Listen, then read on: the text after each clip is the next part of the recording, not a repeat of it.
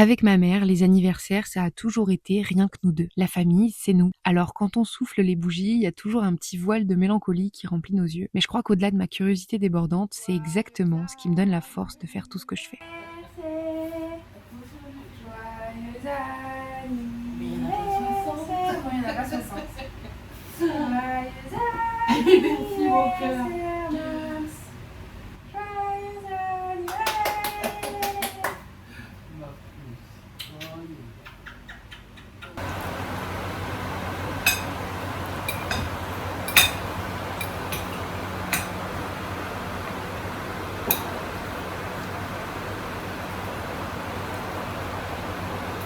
Bon. Merci mon cœur. De rien. C'est toi qui m'es caché Ah oui, encore une fois. 2 fois par jour. Hein? 2 fois par jour. Je disais qu'il faut que tu arrives à parler de toi plus que Ouais. que tu le fais. Faut que je me mouille un peu plus dans le contenu que je publie. Même si j'ai déjà l'impression de le faire, mais bon. Moi, je trouve que tu le fais déjà beaucoup, par là-bas. Ouais. La fois, moi, il y a beaucoup de choses que j'aurais peut-être pas osé mettre Ah, mais je sais, hein. pour tout le monde, hein, honnêtement. Hein, donc, franchement. Et c'est ça qui rend fou, c'est que j'ai l'impression, tu sais, à chaque fois, chaque étape, ça me demande d'aller puiser en moi une nouvelle ressource, d'aller apprendre un nouveau truc, d'aller me perfectionner sur quelque chose, ou alors de... En fait, on dit que quand tu entreprends, chercher à faire grandir une boîte, c'est te chercher à te faire grandir toi d'une certaine manière. Ouais. T'évolues en même temps que ce que tu crées. Donc, à chaque étape, je me dis, putain, il va falloir que je passe ça, j'ai cette peur-là, il va falloir que j'aille au-dessus, machin. Et tu vas au-dessus et en fait, non, c'est pas ça qui change quelque chose. Et du coup, il faut avoir quand même une sacrée capacité à encaisser l'échec. Parce qu'il y en a tout le temps. Les 3/4 de ce que tu fais, c'est des échecs. J'ai vraiment envie de documenter comment ça se passe derrière, quelles sont mes craintes, etc. Mais je n'ai pas le temps de le faire parce que tout le temps que je passe en dehors de ma baignoire, ma salle de bain ou quand je me fais à manger, etc., c'est du temps que je passe à travailler, à regarder des vidéos pour m'instruire sur certaines choses, etc. Donc je n'ai pas le temps de poser ma caméra et de vous parler comme ça. Donc j'ai décidé pendant ces semaines qui vont être des semaines dédiées à la croissance et au focus sur mon taf, de faire un format où vous allez me suivre dans des moments où je peux vous parler tout simplement. Donc je voulais vous faire un petit point sur où j'en suis par rapport à UGC Pro actuellement. Alors, j'ai commencé à publier sur TikTok de manière quotidienne il y a plusieurs mois. J'ai eu des phases pendant lesquelles je publie un petit peu moins, mais globalement j'essaie de garder une vidéo par jour. Et je suis passée récemment à 2 vidéos par jour parce que j'ai trouvé le format qui me correspondait et surtout qui correspondait à la cible. En fait, ce que je trouve, ce qu'il y a de plus difficile pour arriver à avoir du trafic en organique, parce que pour l'instant je mise sur l'organique, c'est de trouver l'emboîtement parfait entre ce que vous êtes capable de faire, de produire sur le long terme, c'est-à-dire quel type de contenu vous êtes capable de faire au quotidien sans vous lasser, sans que ce soit chiant, sans que ça vous prenne trop de temps, mais qui en même temps soit pertinent pour votre cible. Donc ça veut dire qu'en amont il faut avoir déterminé sa cible, et qui en même temps parle à votre cible. C'est-à-dire que le contenu que vous proposez parle à votre cible. Par exemple, moi, mon contenu gagnant en organique pour parler de mon accompagnement UGC, c'est de faire des vidéos face caméra hyper simples où je donne des conseils sur l'UGC, je raconte un petit peu des success stories de mes élèves ou des success stories personnelles que j'ai eues avec mes clients en UGC. Et ça reste des formats très courts où je me filme, où je parle à la caméra, chose que j'ai l'habitude de faire et qui me prend... je peux décider, vous voyez ce que je suis en train de faire, hein, là j'étais en train de prendre ma douche, je me suis dit je vais filmer. Je peux décider de filmer à 17h et avoir terminé de filmer à 17h10 parce que ça fait 4 ans que je fais ça et que maintenant je suis très à l'aise là-dedans. Donc mon format à moi c'est ça. Ce que j'inclus dans le format, donc c'est-à-dire le fond, c'est des conseils en UGC adressé à des femmes qui veulent soit se lancer dans l'UGC en tant que premier job, c'est-à-dire des étudiantes ou des jeunes femmes, soit des femmes qui veulent se reconvertir. Donc cible femmes à fond, de préférence entre 20 et 45 ans. Je pourrais cibler encore plus que ça, mais pour l'instant je commence par là et c'est déjà pas mal. Et la constance, c'est-à-dire tous les jours, parce que TikTok c'est une plateforme où il faut poster régulièrement. Donc ce format-là me permet d'avoir assez régulièrement des DM de personnes qui me disent ok, ça a l'air intéressant ce que tu proposes, tu peux m'en dire plus, etc. etc. Je débute l'UGC, enfin je vous mettrai des exemples par-ci par-là de DM que je reçois en mettant cette méthode en place. Bon, je commence à avoir de plus en plus de DM, donc c'est cool. Maintenant ma problématique à moi c'est déjà il faut que je processise tout ça parce que actuellement mon tunnel de vente c'est je publie sur TikTok, on me répond, on m'envoie des messages ou alors je fais du setting sur les gens qui s'abonnent à moi et je dirige vers un appel de vente, mais il n'y a rien entre deux déjà. J'ai pas de vidéo de nurturing, j'ai pas de vidéo VSL. Voilà, des fois j'envoie une vidéo YouTube que j'ai fait il y a longtemps. Bah, d'ailleurs vous la retrouverez sur mon compte, je vais vous la mettre juste là, sur l'UGC. Donc je renvoie sur ça, mais c'est pas une vidéo qui est vraiment copyrightée dans le sens d'une VSL ou dans le sens d'une vidéo de nurturing. Donc voilà. Donc j'ai pas tout ça, j'ai pas de formulaire pour scraper des emails ou des numéros de téléphone. Et surtout, je n'ai jamais pris le temps de vraiment améliorer mes compétences en closing.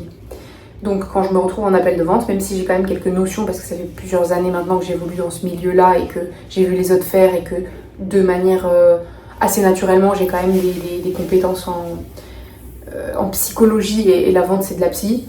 Il y a quand même certains réflexes que j'ai, mais je manque encore de connaissances et surtout ce dont je manque, j'ai remarqué.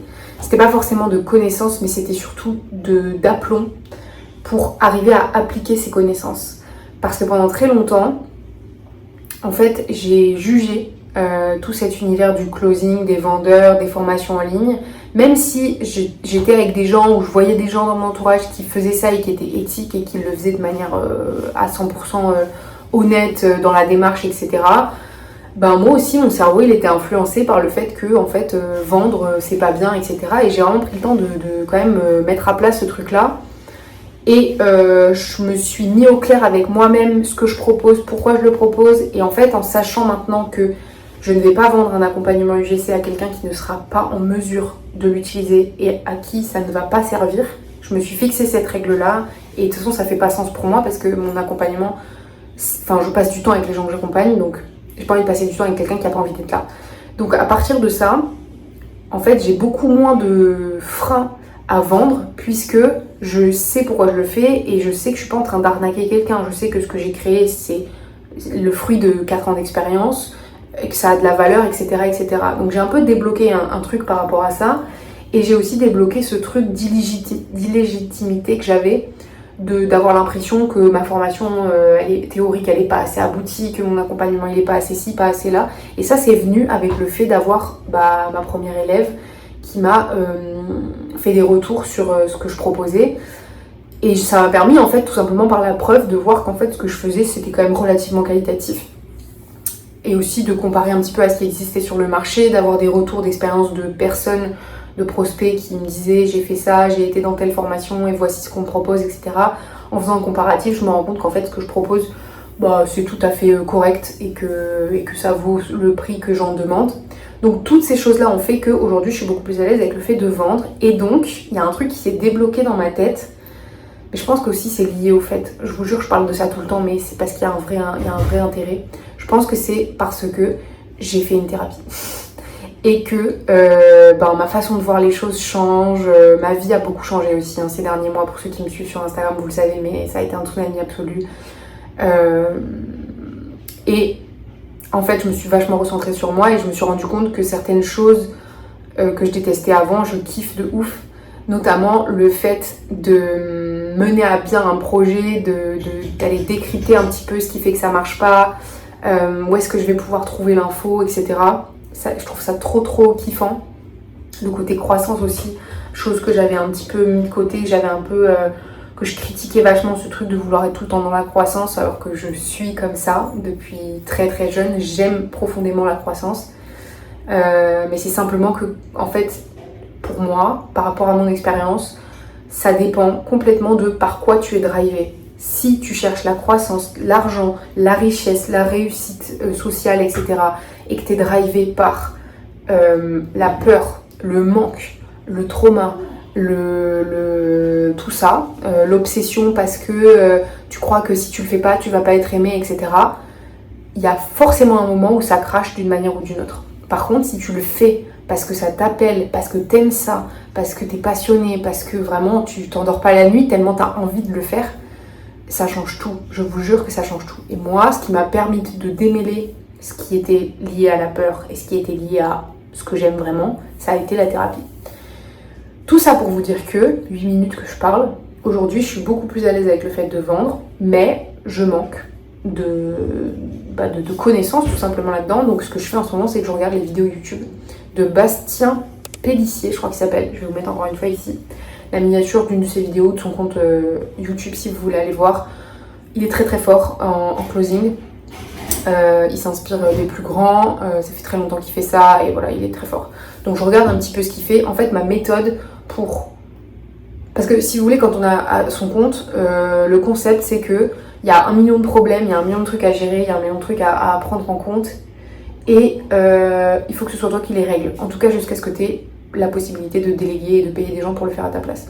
Donc ça demande d'avoir une flexibilité au niveau de qu'est-ce qu'il y a à faire en premier, quelle est la priorité, comment je règle le problème. Ça demande d'avoir une certaine capacité à dire il y a un problème, je vais trouver la solution par moi-même, je vais faire en sorte de choisir la solution la plus rapide, la moins coûteuse et la plus efficace pour régler ce problème. Et j'enchaîne avec le problème différent, et j'enchaîne avec un autre problème, et j'enchaîne avec un autre problème.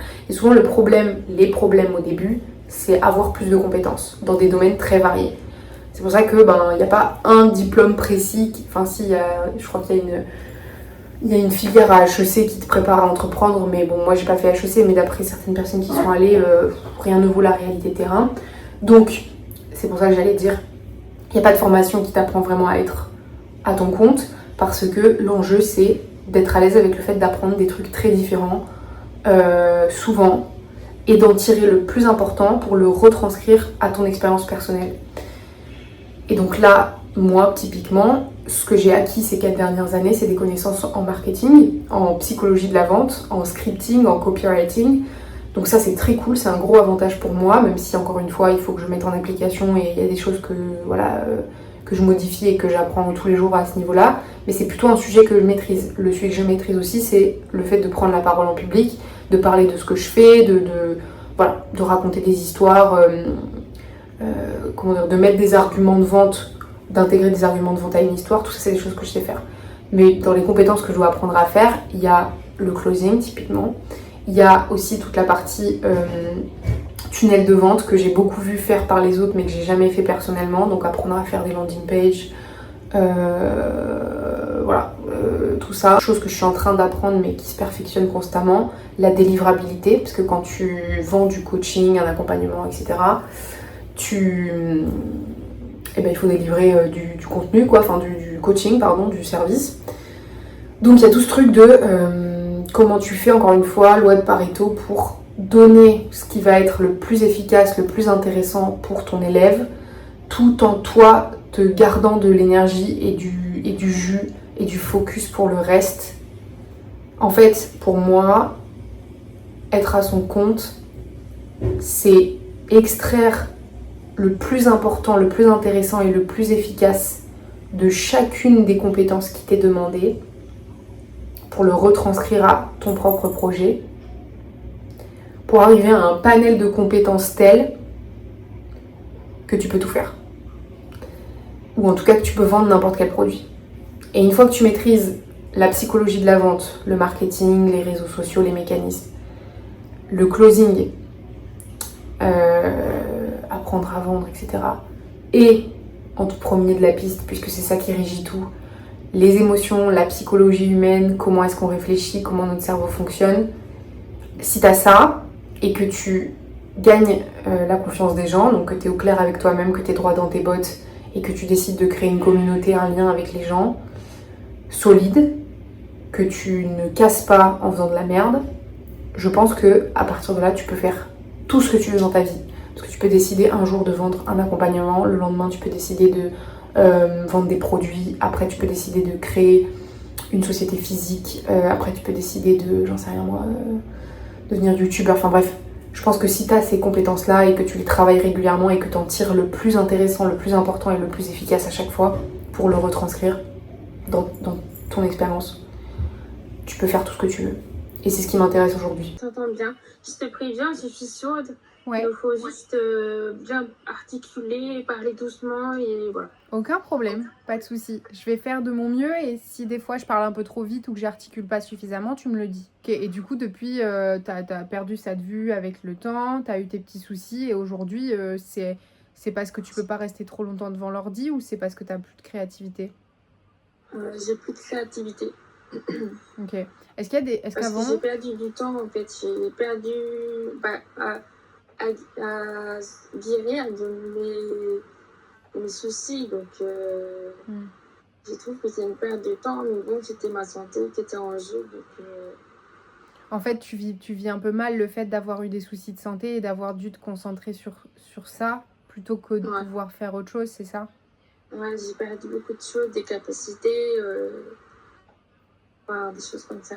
Ouais. Est-ce que tu as une attente particulière envers l'UGC? C'est-à-dire, je voudrais qu'on soit bien au raccord sur ce que c'est que de faire de l'UGC au quotidien pour voir si ça te convient. Je sais pas, Close.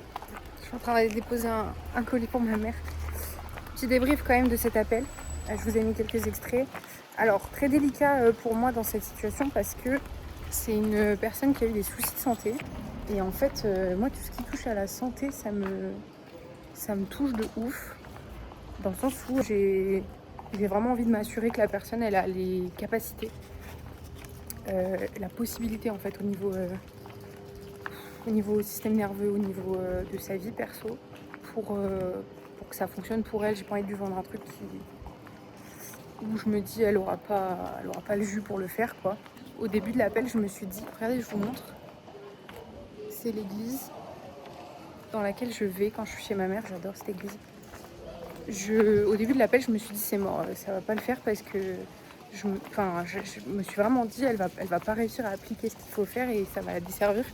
Au fur et à mesure de l'appel, je me suis rendu compte qu'elle était extrêmement motivée, genre un truc de fou furieux. Elle me parlait de l'UGC, vraiment, elle avait l'air, elle me parlait constamment de je veux me faire accompagner, etc. Je me suis dit bon, ok, elle a l'air très très motivée la dame. Et au final, à la fin, les objections qui commencent à arriver sur le prix, je cherche le relais, je le trouve pas. Sur le prix, non pas sur le prix, sur le fait que il faut qu'elle convainque ses parents qui connaissent rien au digital et qui sont pas forcément pour. Sur le fait que c'est une grosse somme et sur le fait qu'il faut qu'elle compare les formations. Et du coup, en fait, dans ce cas-là, c'est une peur. C'est parce que bon, clairement, que ce soit ma formation ou celle de quelqu'un d'autre, elles valent toutes, elles valent toutes le coup. Non, il y a des gens qui font mieux les choses que d'autres ou qui font plus dans le détail, on va dire, mais dans tous les cas, les références qu'elle m'a données, c'est des personnes qui sont sérieuses.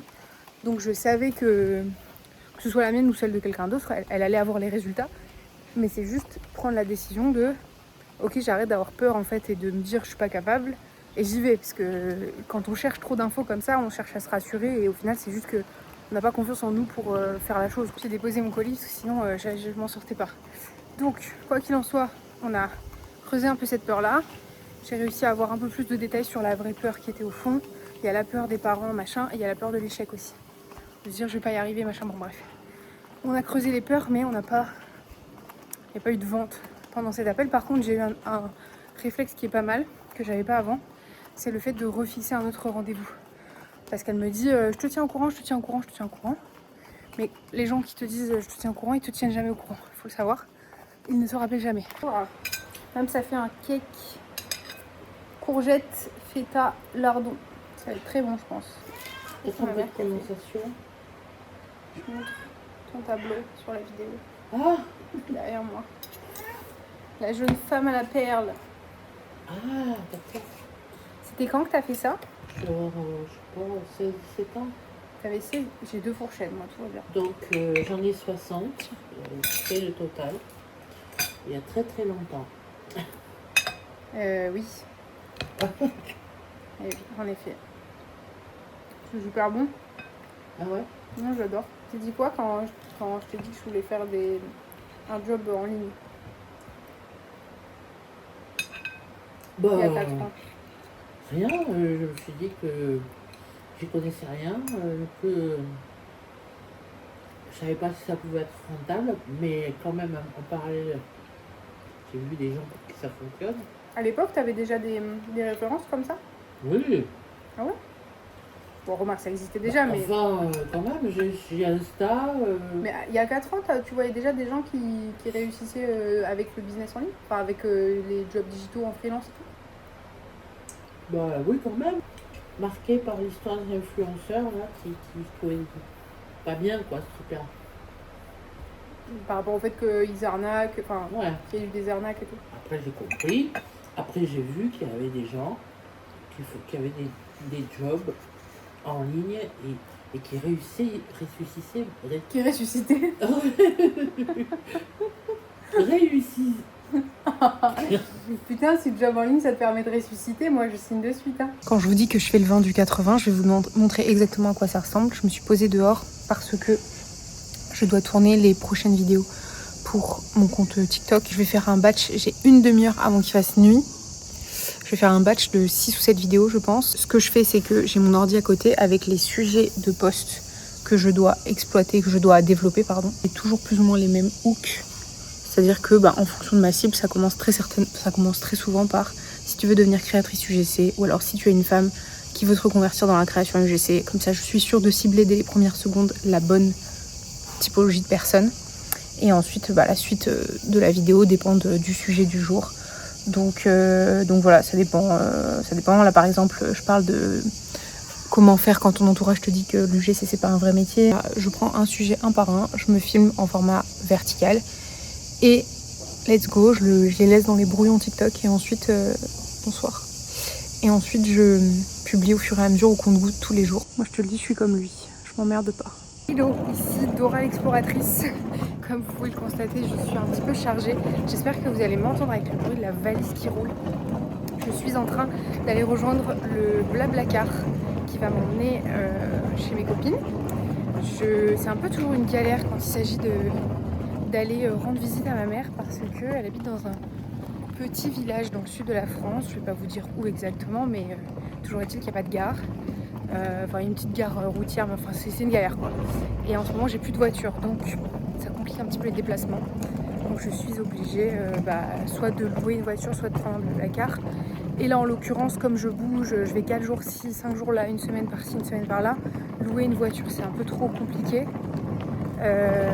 Donc je prends des Blablacar, compliqué et cher aussi parce que ça coûte vite une blinde, surtout en été, surtout dans le sud. Donc, est-ce que je passe par là? Non, je vais passer par là. Donc je prends des Blablacar. J'ai de la chance, je suis sur une ligne quand même où il y en a pas mal, mais ça demande toujours une organisation. Il faut que j'aille marcher jusqu'au point de rendez-vous, puisque ma mère ne peut pas m'accompagner au point de rendez-vous. Ma mère n'a pas de voiture, ne conduit pas et ne peut pas marcher. Donc ça complique un peu les choses parfois. Mais écoutez, c'est ce qui m'a rendu débrouillarde, entre autres, dans la vie. C'est de faire face à des petites complexités comme ça. J'aime beaucoup l'architecture. Enfin, j'adore ce genre de bâtiments, les églises. Bref, je trouve ça très très beau. Qu'est-ce que je voulais vous dire d'autre?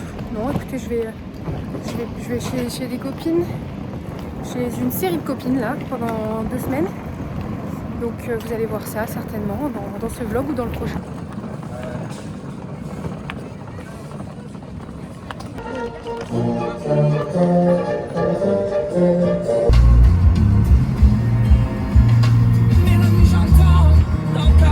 J'ai laissé le jardin se faner, j'ai laissé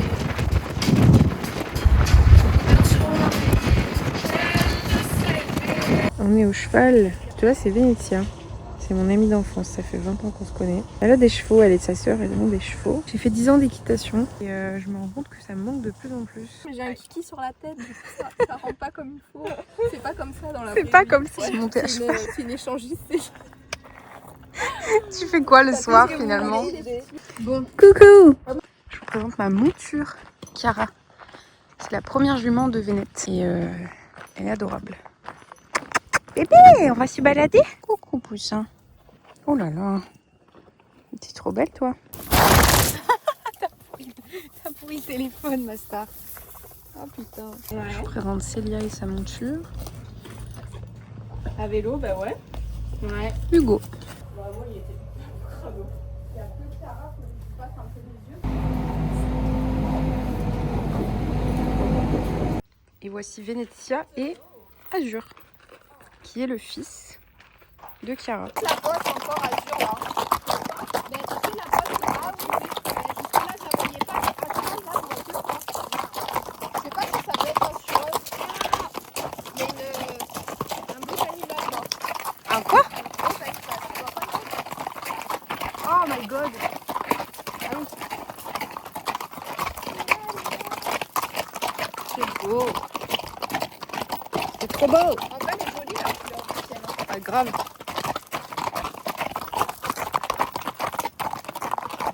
Un mot pour le vlog. On est bien. On est bien. C'est beau. Bon, c'est beau, on est avec les copines. La vie est belle. Le ciel est sublime. Et on va faire un petit trot du coup. Et on va faire un petit trou. Et puis là, assise sur un animal de plus de 500 kilos, je réalise qu'on s'est tellement éloigné de la vraie vie. Je disais à Vénette tout à l'heure, j'ai l'impression de vivre dans deux mondes, celui d'Internet et le vrai. C'est ce paradoxe qui régit ma vie et qui sera illustré dans chacun de mes contenus. Profiter des opportunités que nous offrent les réseaux sans me laisser consumer. Aux voitures. Ascension du Pic Saint-Loup. Pas contente, Vénétia. Oh, le ciel! C'est trop beau! Carouache. Le plus important, c'est de toujours porter des chaussettes flammes quand vous faites ça. C'est de faire quoi? De porter des chaussettes flammes Ah oui. quand on a un intrus là. Donc tu m'as dit que tu aimerais retrouver le salaire que tu avais dans la fonction publique. Ce salaire-là, il faudrait que tu le retrouves quand idéalement? Pour que tu sois pas en danger, que tu gardes une sécurité quand même. Quand est-ce que idéalement il faudrait que tu regagnes ce salaire-là? La sécurité financière n'y est pas du tout, parce Ouais. qu'en démissionnant, j'ai pas le droit au chômage ni rien. Oui. Voilà. Bon, voilà. Après, si je l'ai, bon, ben, je reste comme ça, voilà. Mais si je vois que l'UGC, ça fonctionne, ben... Tu te mets là-dessus, quoi. Mais ouais. Ah oui.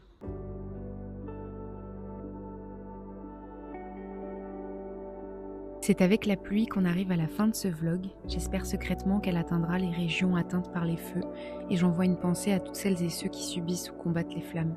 Bianca vous embrasse et moi je vous dis à la semaine prochaine pour la suite des aventures. Abonne-toi si ce vlog t'a plu.